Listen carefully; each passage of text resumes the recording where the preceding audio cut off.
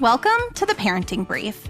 I'm your host, Jessica Stewart Gonzalez, an Arizona working mom and program director for the Maternal Infant and Early Childhood Home Visiting Program at the Arizona Department of Health Services. As a busy parent myself, I know just how valuable your time is.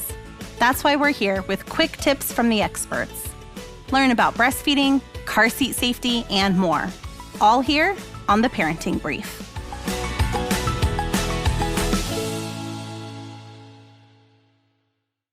Thank you for tuning in to another episode of the Parenting Brief. On this podcast, we recently discussed well-child visits. While those visits are important for addressing the growth and development of your little one, you are also given the opportunity to have vaccines administered during the same visit. This helps so we don't have to find the extra time for extra appointments to make sure they are up to date on their shots. From measles and mumps to rotavirus and whooping cough, and so much more, vaccines help keep our children protected from many serious illnesses that they could contract throughout their lifetime. But understanding the vaccination schedule, the various different shots, and what it all means for the health of your little one can be a bit complicated. It can also feel overwhelming, knowing that they might be uncomfortable getting a shot and no one wants to see their baby sad. That's why we've recruited a retired pediatrician to join us on today's episode, to share what moms and dads of children from birth to age 5 need to know about this important healthcare step.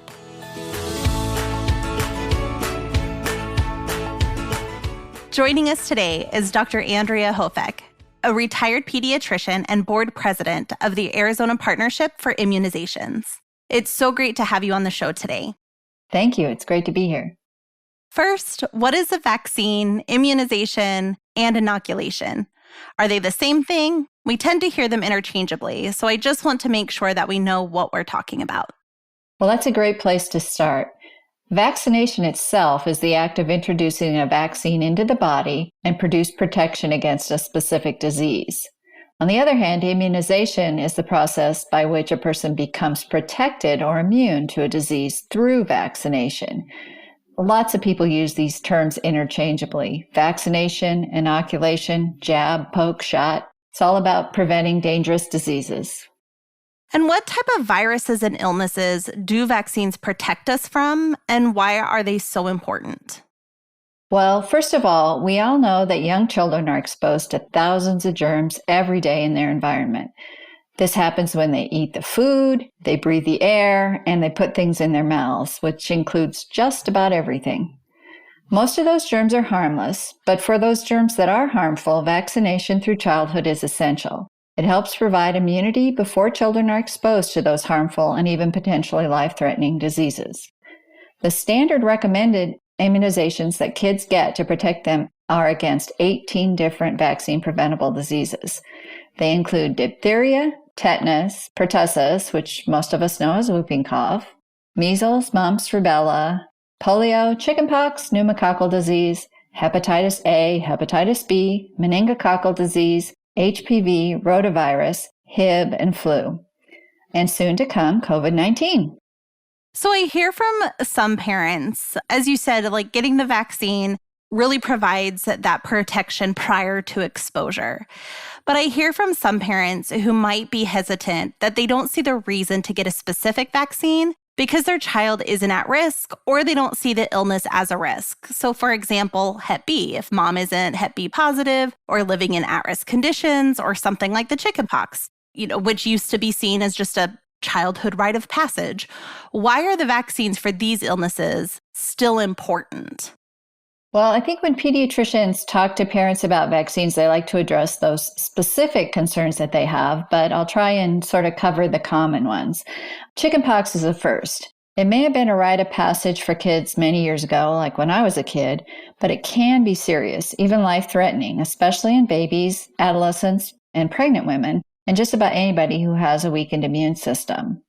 Some interesting facts that I like to share with people that you might not know about chickenpox include that about 1 in every 1,000 children infected with that virus that causes chickenpox will develop a severe pneumonia or encephalitis.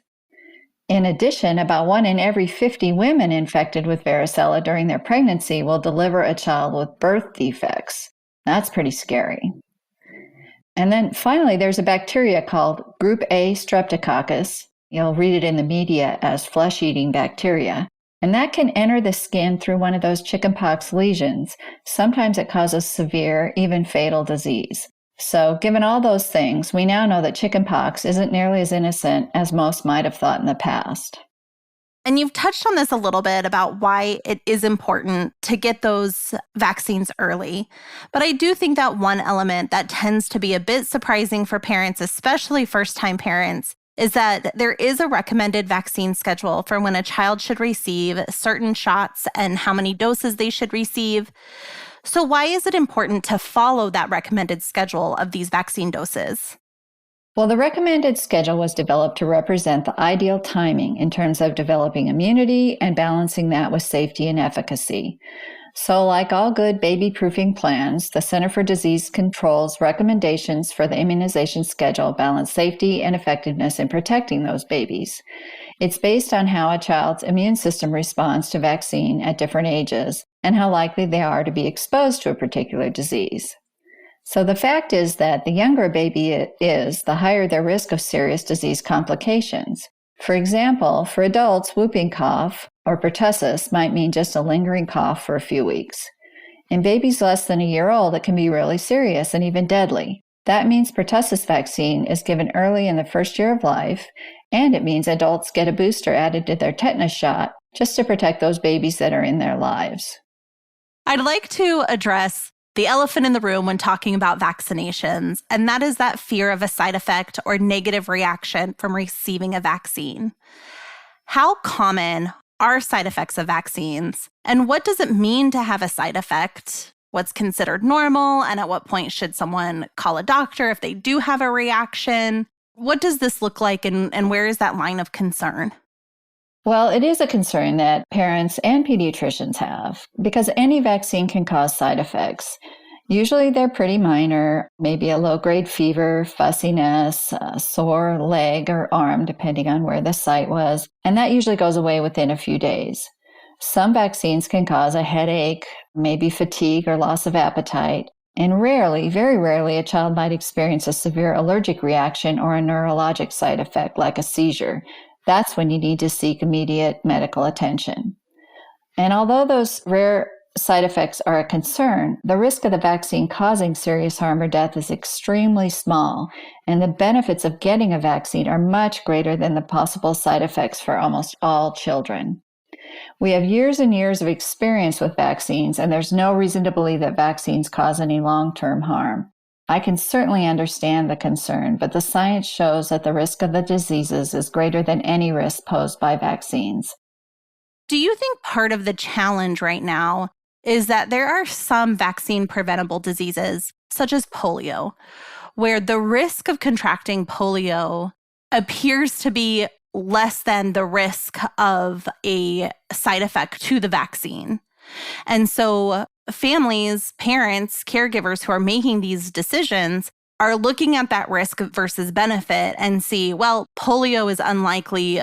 Even though a small chance of a side effect, there's a greater risk of that than getting polio.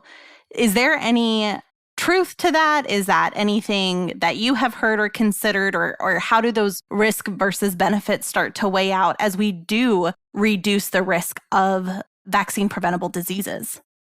Well, you're absolutely right. I mean, I talk to pediatricians all the time who hear that from families that they talk to. Most people who are of childbearing age have never seen many of the vaccine-preventable diseases. Even at my age, in my early 60s, I have never seen polio. I mean, I had friends whose parents had like a shrunken limb. I remember a girl whose uncle had an arm that was totally unusable to him, and it was from polio. And I remember my mom, who was a nurse, giving me the sugar cube with the polio on it, and I went with her door to door with the March of Dimes to raise money for eradicating polio. But I think it's important for families to understand that those diseases are just one outbreak away. And in our world, where airplanes go all over the world all the time, when it's not a pandemic, they come from everywhere. And it would only take one case of polio to spread like wildfire or any of the other diseases. And it used to just be something people knew. You know, you had lots of children and you knew you would lose one or two to a vaccine preventable disease, but there was no vaccine back then. So, you know, do we really want to go back to those dark ages? And I also like to appeal to people's sense of community, because you're not just protecting your child from something that they're unlikely to get. You're protecting the child who in their second grade class might get leukemia or for some other reason be immune depressed. You want your child to be the one who's acting as that cocoon to shelter those kinds of kids. So if someone hasn't gotten their child vaccinated, or maybe they've missed doses of a vaccine, is it too late to start or catch up on those doses? No, it's really true when they say it's never too late. There's actually a specific recommended catch-up schedule for kids who are behind on their immunizations. And similar to the other schedule that we talked about, it's based on science. All you need to do is get your child in, get your questions and concerns answered and addressed, and then you can get your child caught up so they're protected and safe. As a pediatrician, if you could share just one thing with parents that you'd like them to know about these childhood vaccinations, what would it be? Well, I'd like to stress that the benefits of vaccines far outweigh the risks of contracting the diseases they prevent. I personally fully vaccinated my own son in accordance with the recommendations that were in place at the time when he was growing up. He's obviously very precious to me, and I would never take any chances with his health. So that shows you how strongly that, as a pediatrician and a mom, I recommend doing the same for your own child.